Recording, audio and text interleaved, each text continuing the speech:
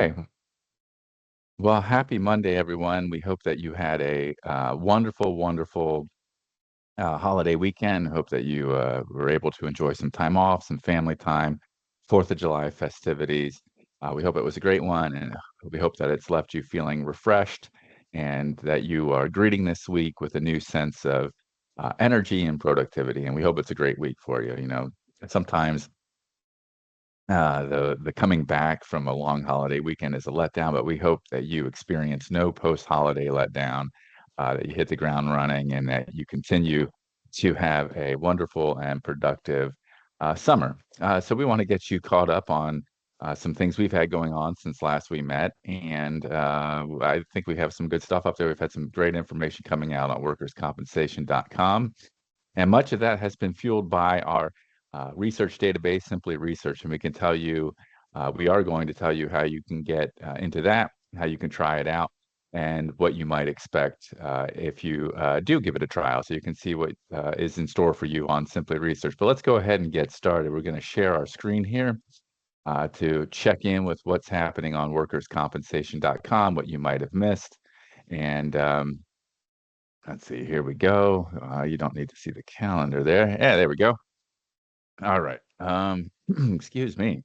So here we are on the site. We're starting to work on tomorrow's information, but what we have up here now is what we have for today, what we have for the weekend, the past few days since we last met. Some interesting stuff here. Here's the what do you think feature out of Virginia involving the in the course of employment rule or sort of topic there in Virginia, a corollary in this case to, or sort of connected to a question that we'll consider a little bit more in depth later in the week, and that's the going and coming rule in Virginia. So those topics come up from time to time. This was an interesting case where the worker was transported to work by his employer and was in a car wreck along the way. And of course, the question is, under those circumstances, is he entitled to workers' compensation benefits? And we set it up in our Q&A format that Chris does so well. And you can go in there, try your hand at it. You're getting the answer right now, but hopefully you didn't see that.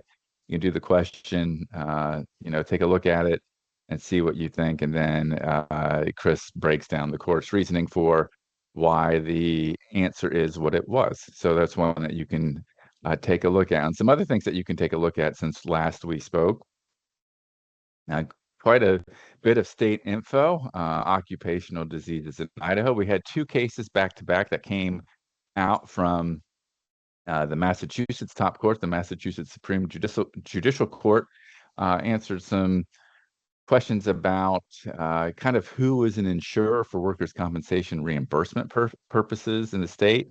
And in particular, and this was, sorry to jump around, but this was another interesting feature that Chris Parker wrote up for us. This is a Mississippi case involving the found dead rule, which, you don't often encounter that, hopefully and thankfully. But that's an interesting one that, and he explores a question related to the found dead rule in Mississippi. So that's an interesting one worth checking. But yeah, these two cases out of Massachusetts, which were two that I worked on, sort of theoretical in nature because they're getting to the question of whether various state funds could count as insurers under state workers' compensation law for reimbursement purposes. And in both cases, the court said yes. And essentially the reason was, you know, um, the the rules had to do with, who paid what, and it was employers that were up to paying into these funds, uh, from which the reimbursements come.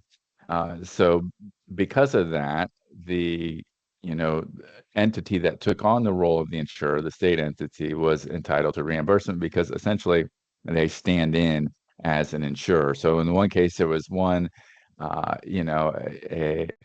write-off, excuse me, a run off insurer. So insurers kind of getting out of the line there, uh, and so in that case, the insurer's kind of done doing insurance things, but that doesn't change what happened in the past. they did everything they were supposed to, they can still collect the reimbursements. Much deeper understanding if you read the summary and, of course, the case. So there's that one. And then in this case, this other case, it was the state Massachusetts Insurers Insolvency Fund. And so what that does is that's an entity that stands in when an insurer goes insolvent and basically does everything that the insurer would do. So this, and takes on all the responsibilities, but also has all the rights of an insurer. So what the court said there was, well, listen, they're just stepping into what the insurer would have had to do and what the insurer would have had coming to them. So why are we going to treat them any differently? And in this case, it was reimbursements for cost of living adjustment payments. And so what the court said is, well, listen, the insurer would be entitled to these reimbursements. So why isn't the state entity, which is standing in for the insurer because of the insurer's insolvency, why wouldn't they also be entitled to the same reimbursement? And so that was sort of the reasoning there. But like I said, you can get a fuller sense from our summary, and you can get an even fuller sense if you go to Simply Research and get the full text. That's one of the many things that you'll find on Simply Research.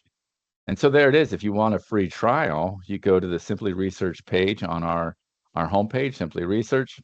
You get our little advertising spiel.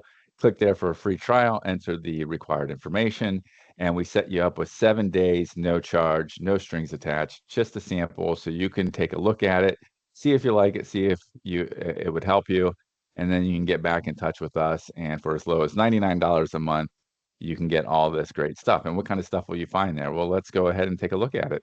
I'm going to have a sip of coffee while that loads. Hopefully you've enjoyed your morning coffee, and now we're actually in early afternoon. So here you go. Like we said before, it sets you up with this map here where you can get into whatever state that you're in, and you can see what the latest is there. So let's say you're in Indiana. You click on that, brings up the Form Center. All these forms just give you a sampling of forms that are available from Indiana. And let's see, there's a bunch right there, 36 to be exact.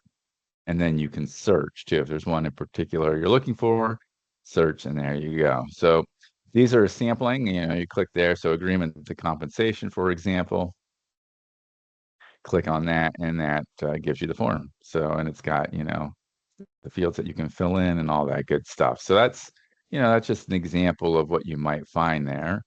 But what else might you find there is some information that's new, and I'll show you where those Massachusetts cases were put up in our What's New. Well, they'll be in the Massachusetts section, but every day we have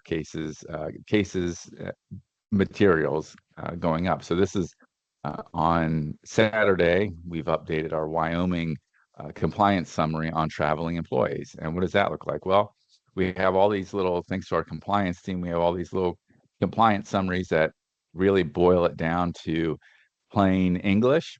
So any injury sustained during travel is covered if the employee is reimbursed for travel expenses or is transported by a vehicle of the employer. So there's an interesting one. Like that case that we were looking at from Virginia, and this particular little rule. And here's the full text, by the way. This state to state, you'll find variations in, like I said, the so-called going and coming rule or coming and going rule or whatever it is. And so this sort of boils it down. Here's the full text of the statute that comes from.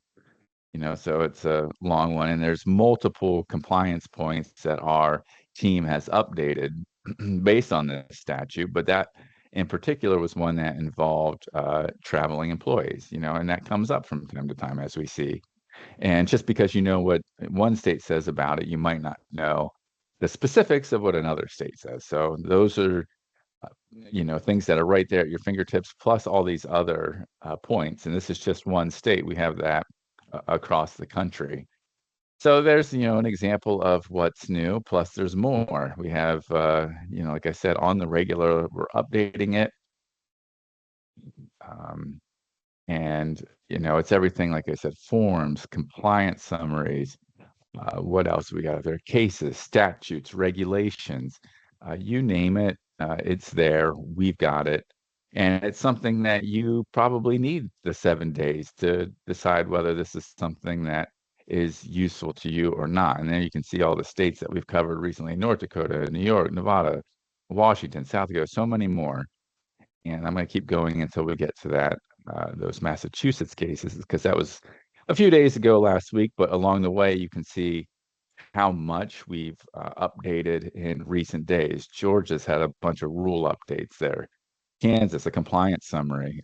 Posters from Nevada, those are important. More compliance summaries, more statutes, more rules, on and on and on.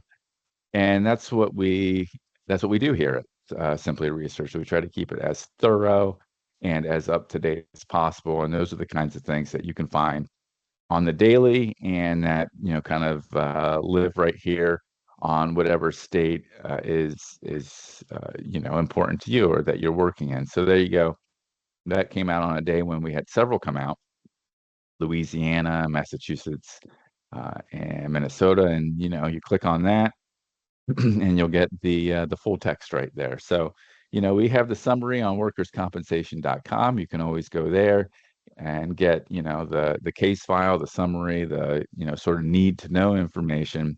But, if you want to hear it from the horse's mouth, go to Simply Research, check out the full text of the decision, and then check out everything else that we got on there. 7 days at no cost is a great thing. $99 a month is a great deal.